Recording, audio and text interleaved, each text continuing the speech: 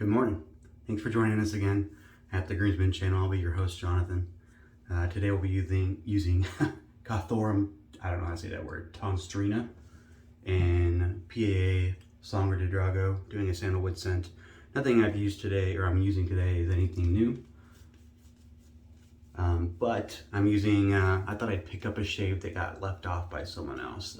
Adam did a shave last week about his last Fatboy shave.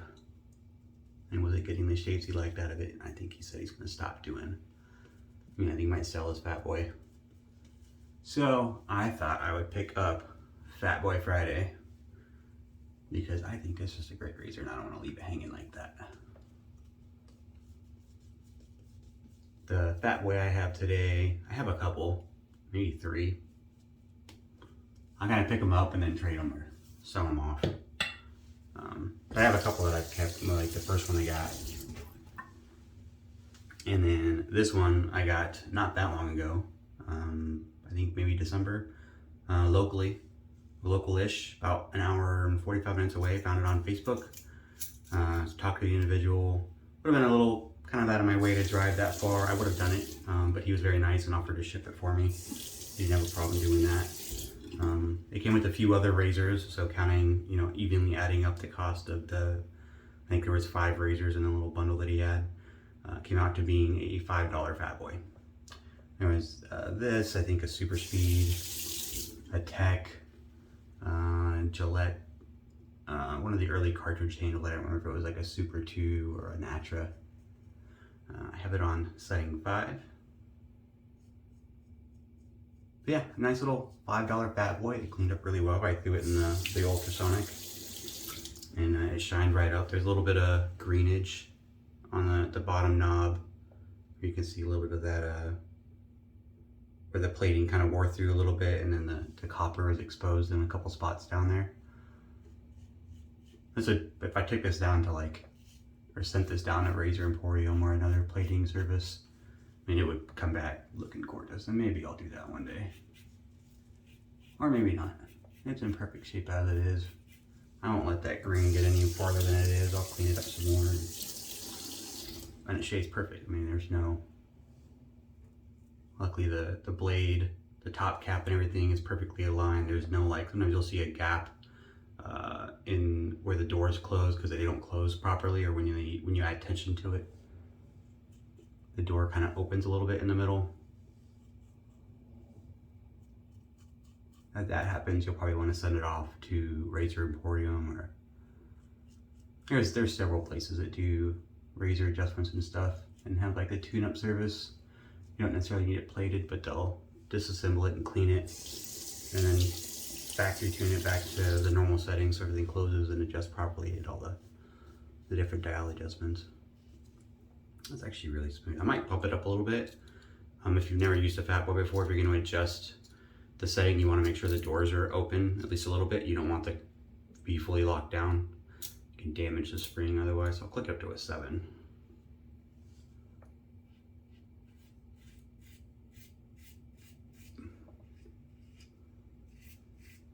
It's interesting how when you get used to wet shaving and you kind of get that technique down, and it's not just technique. Also, your face gets used to it, right? And then you revisit a razor. I remember when I first got this, when I was very new into wet shaving. And I don't think I ever went above 3. And I thought people that used it on the higher settings were crazy, that it was insanely aggressive. And I think it was just because I didn't have very good technique, and my face just wasn't used to using a safety razor. I think that's a large part of it. I think a lot of people tell new people that, oh, it's just technique. You got to practice your technique. And that is correct to an extent. But I think a large part of it is when you're new to using a safety razor, to using a blade edge like this, your face just isn't used to it. And over time, as you continue to do it, your face gets used to it. It's kind of like if you play guitar. If you've never played guitar and you start strumming, your fingers are going to have giant red marks on all your fingertips. Your thumbs are gonna hurt, your nails are gonna chip if you're not using a pick. You're gonna really beat up your hands. But the more you do it, the more your hands get used to using those, and you start to build up calluses on the parts of your hands that need it. It's the same process for your face, right? You're not gonna build a callus on your face, obviously, but your skin is gonna thicken up, and you're gonna get used to the act of wet shaving, so it's not gonna cause as much irritation as it did at the beginning.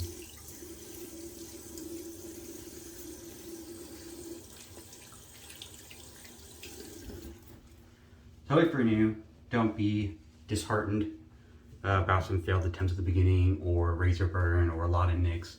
I think everyone starts out that way. It's, you know, I started wet shaving when I was 38-ish, 39. I think I was 30, 38, 39, somewhere in there. So I mean, I've been shaving with cartridge razors a long ass time. I think I started shaving when I was 13. So shaving with a safety razor was basically learning how to shave again. There was nothing really familiar about it, the way you hold it, the way you shave it. Cartridge razors, or excuse me, injectors were kind of similar to the way you hold a cartridge, but DEs, it was a different shave. It felt different. And I had tons of red marks and bleeding and weepers everywhere every time I shaved, and you know, I kind of had to work my way up, just like everyone else did. I stopped doing against the grain passes because that was causing a lot of my irritation. And then I had to slowly work into that. I started just doing 2 passes with the grain and across the grain, and then I think I did a with the grain and across the grain, and then across the grain the opposite directions, like one way this way and then one that way. And so that would give me a pretty damn good shave. And then eventually I worked up to slowly doing the against the grain, maybe just on my cheeks, and then eventually I got down on my neck. It took time for that skin to get used to it. I think that more than anything will play a factor in your shave journey.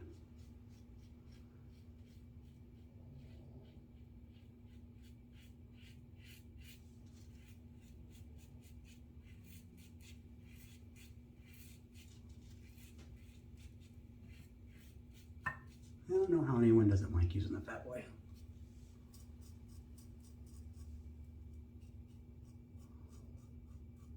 This is really smooth. I'm on 7. I don't have a lot of blade feel, at least for me. I don't think it's a lot of blade exposure.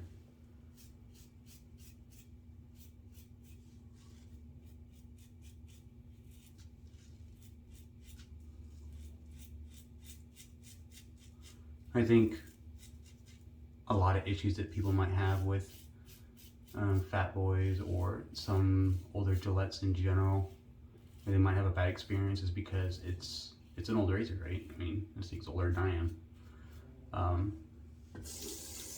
I think they don't check enough to make sure that the razor is within tolerances. You know, if the door doesn't close right, or if it closes but then when you tighten it down that door pops up, I wouldn't use that. I would take it down. If you want it, then I would, you know, pay up the money and send it down to somewhere for an adjustment. It's worth it. That being off, that blade gap being off, the blade geometry being off, can really affect the shave. So I think for a lot of people, they'll get a good deal on a Fatboy off eBay or something, or Facebook or whatever, a $5 Fatboy, but it's not, you know, wasn't taken care of, or sitting in a tackle box or something in somebody's garage for 50 years and the doors got smashed and it's off a little bit. And it might not look off a lot, but even a little bit can cause a big difference.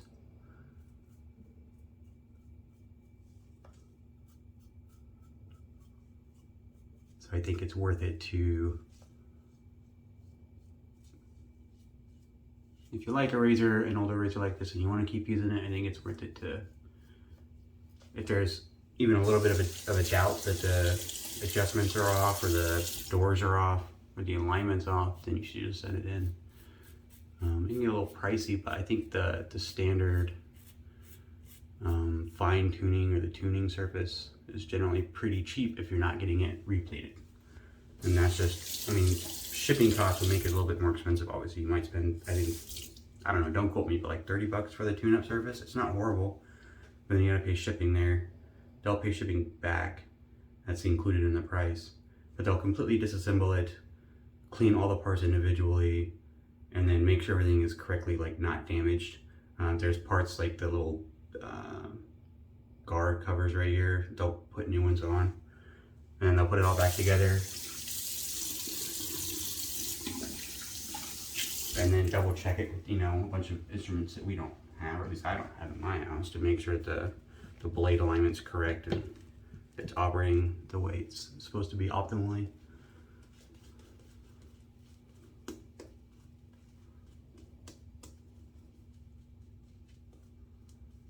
And all that being said, this razor I have not sent to Razor Emporium. This one I got and I cleaned and I checked it and I assessed that it was perfectly fine, other than that little bit of green flecks on the knob.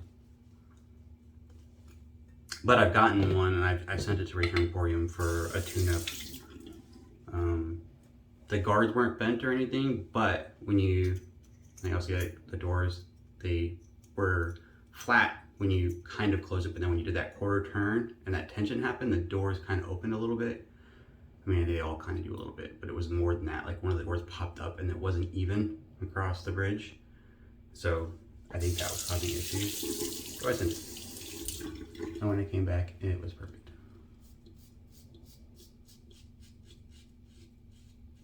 There's a little bit more blade feel on this on the against the grain. I'll bump it back down to 5. It's a Friday shave. I don't want to have any irritation today. That's a lot smoother.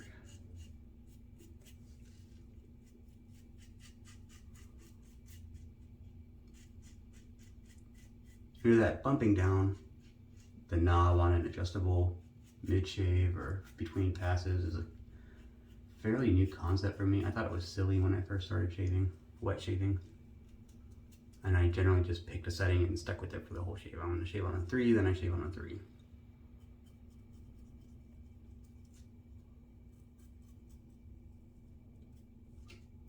I don't know what exactly it was that changed my opinion on that, but I know I did it. I started doing it with the Rex Ambassador, which took some, it had a bit of a learning curve for me. It took a while before I loved it.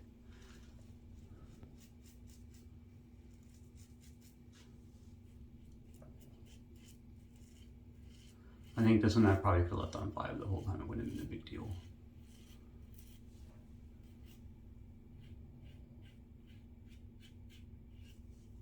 And that's all your mileage may vary. Some people don't like to do that. They'd rather set it and forget it for the whole shave, which is also fine.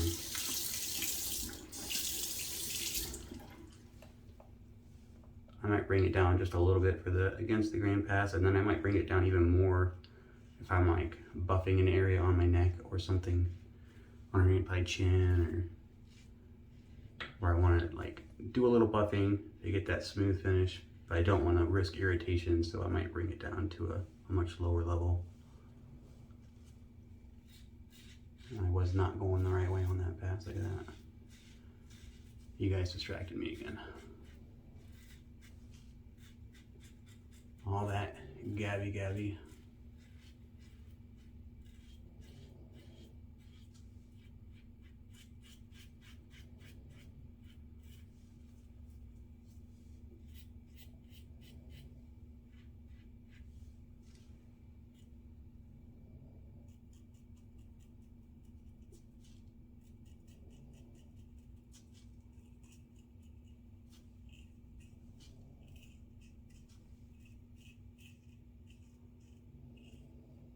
And if you're thinking about sending it out to a razor, a vintage razor out to get serviced, usually the discount codes, if you sign up for like the mailers, like I keep using Razor Emporium, which is the one I'm most familiar with.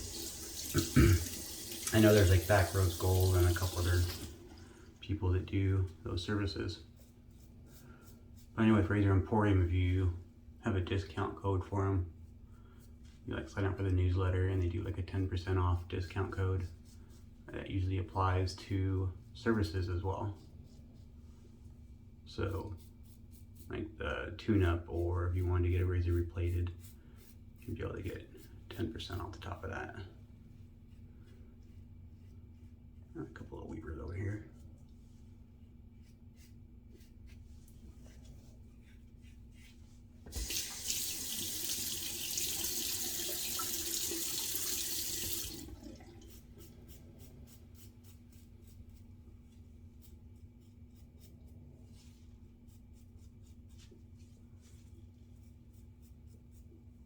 I don't think I ever said what blade I'm using, but I have a second use Dorco Titan in here. The first use was yesterday in the Henson.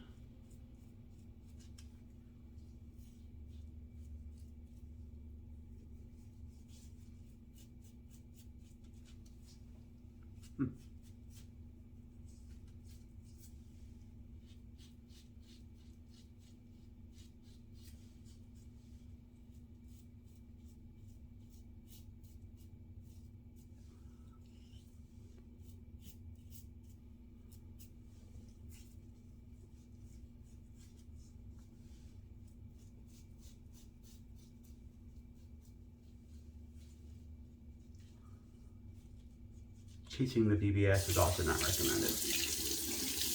That'll get you irritation for sure every time. All right, I'm gonna do a cold water rinse and I'll be right back for that post shave. All right, I'm back. Thanks for sticking with me. Be using the PAA Sangre De Drago aftershave. They're a pretty nice match, these two. They both have sandalwood in the base notes. The Gothorum has also patchouli, bergamot, lavender, basil, and musk. It's a really well blended scent. I don't get a lot of individual scent notes because it just all comes together to make a very individual scent. The Sangre De Drago has sandalwood and oud, and obviously Sangre De Drago, which is dragon's blood. It's a tree resin. I have no idea why they call it dragon's blood. I imagine it looks weird. Whew. Feel that burn.